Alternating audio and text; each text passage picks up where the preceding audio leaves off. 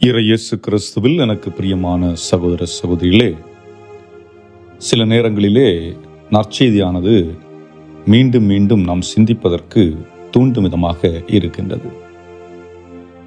கடந்த வாரத்தில் நாம் வாசிக்க கேட்ட அதே நற்செய்தி தான் இன்றைக்கும் நமக்கு கொடுக்கப்பட்டிருக்கின்றது. தொழுநோயால் பாதிக்கப்பட்ட ஒரு மனிதன் இயேசுவிடம் கேட்கின்றான், நீர் விரும்பினால் எனது நோயை உம்மால் நீக்க முடியும் என்று. இதை நாம் மார்க் நற்செய்தி 1 அதிகாரம் 40-45 வரை உள்ள இறைவார்த்தையில் பார்க்கின்றோம். அன்புக்குரியவர்களே, தொழுநோயாளர் அன்றைய சமூகத்தில் புறக்கணிக்கப்பட்ட ஒரு மனிதர். தொழுநோயாளர் அன்றைய சமூகத்திலே அவருடைய குடும்பத்தோடோ சமூகத்தோடோ நண்பர்களோடோ எந்த ஒட்டும் உறவும் இல்லாத நிலையில் தனிமைப்படுத்தப்பட்ட ஒரு மனிதர். தொழுநோயாளி, இவருடைய நோய் மற்றவர்களுக்கு பரவும் என்ற அச்சம் நிலவிய ஒரு காலகட்டம். இப்படிப்பட்ட ஒரு சூழலிலே பலர் நம்பிக்கை இழந்து எங்களுடைய வாழ்வு இனியே முடிந்து விட்டது என்று எண்ணுகின்ற வேளையிலே இயேசுடைய செயலின் மீது, இயேசுடைய வாழ்வின் மீது நம்பிக்கை கொண்ட ஒரு தொழுநோயாளர் இயேசுவிடம் வந்து, நீர் விரும்பினால் எனது நோயை நீக்க உம்மால் முடியும் என்று முழந்தாள் படியிட்டு வேண்டினார் என்று குறிப்பிடப்பட்டிருக்கின்றது. அன்புக்குரியவர்களே, கடவுள் மீது நம்பிக்கை கொள்ளுகின்ற ஒரு மனிதர் இப்படித்தான் இருக்க வேண்டும் என்பதற்கு இது ஒரு அடையாளம். கடவுளுடைய திட்டம் நிறைவேற வேண்டும். நாம் பரலோகத்தில் இருக்கிற மந்திரம் சொல்லுகின்ற பொழுது என்ன சொல்லுகின்றோம்? உமது சித்தம் விண்ணுலகில் நிறைவேறுவது போல இம்மண்ணுலகிலும் நிறைவேறுக.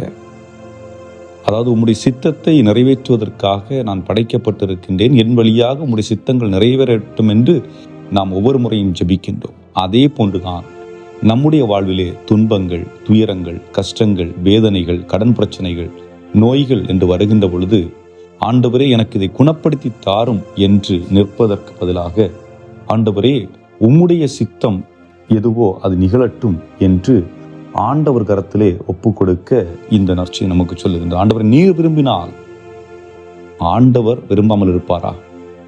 நாம் கஷ்டப்பட வேண்டும், துன்பப்பட வேண்டும், துயரப்பட வேண்டும் என்று ஆண்டவர் விரும்புவாரா? நிச்சயமாக இல்லை. அப்படி என்றால், ஆண்டவரே நான் விரும்புகிறேன், நான் குணப்படுத்தப்பட வேண்டும். எதிலிருந்து?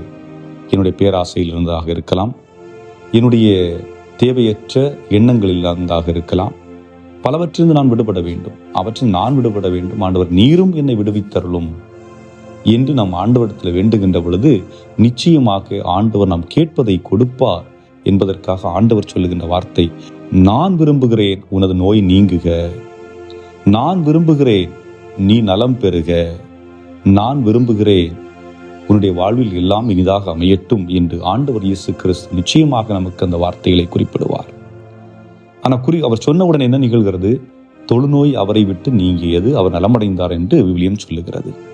அப்படி என்றால் இங்கே பாருங்கள், முதலில் தொழுநோயாளர் இயேசுவின் மீது நம்பிக்கை கொள்ளுகின்றார். நம்பிக்கை கொண்டு அவரிடம், ஆண்டவரை உமக்கு விருப்பம் இருந்தால் நடக்கட்டும் என்று கேட்கின்றார். ஆண்டவரும் நான் விரும்புகிறேன் என்று சொல்லி அவர் குணத்தை கொடுக்கின்றார். ஆக பாதை என்பது இதுதான். கடவுளிடம் நாம் முழந்தாள் படியிட்டு கேட்கின்ற பொழுது எப்படி கேட்க வேண்டும் என்பதற்கு ஒரு அடையாளம். அடுத்ததாக என்ன சொல்லுகின்றார்? நீ குணமடைந்ததற்கு வெகுமதியாக வேறொன்றும் செய்ய வேண்டாம்.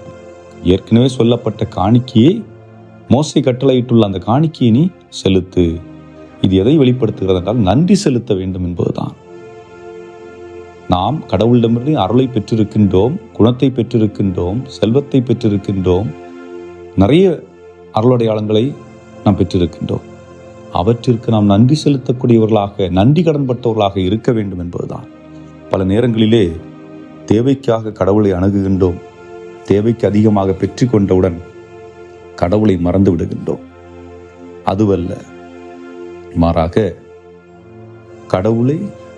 கடவுளுக்கு நன்றி செலுத்தக்கூடியவர்களாக, என்றும் அவருக்கு பணிந்திருக்கக்கூடியவர்களாக, கடவுளே நம்முடைய குடும்பத்தின் வாழ்வின் மையமாக இருக்கக்கூடியவராக கொண்டு வாழ வேண்டும் என்பதுதான் நமக்கு கொடுக்கப்பட்டிருக்கின்ற அழைப்பாக இருக்கிறது.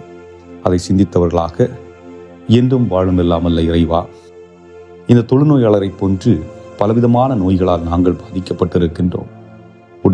உடல் வழியாக உள்ள நோய்கள், மன ரீதியாக உள்ள நோய்கள், எண்ணங்கள் அடிப்படையில் உள்ள நோய்கள் என்று பலவற்றினால் நாங்கள் பாதிக்கப்பட்டிருக்கின்றோம். அவற்றிலிருந்து நாங்கள் விடுபட்டு என்றும் உமக்கு வந்த பிள்ளைகளாக வாழக்கூடிய அருளையும் ஆற்றலையும் எங்களுக்கு தந்தருள எங்கள் ஆண்டவராய கிறிஸ்து வழியாக மன்றாடுகின்றோம். ஆமென்.